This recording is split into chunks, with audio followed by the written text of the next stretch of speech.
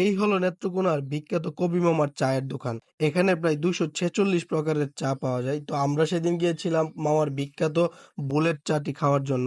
চলুন দেখা যাক কিভাবে মামা সেটি তৈরি করে।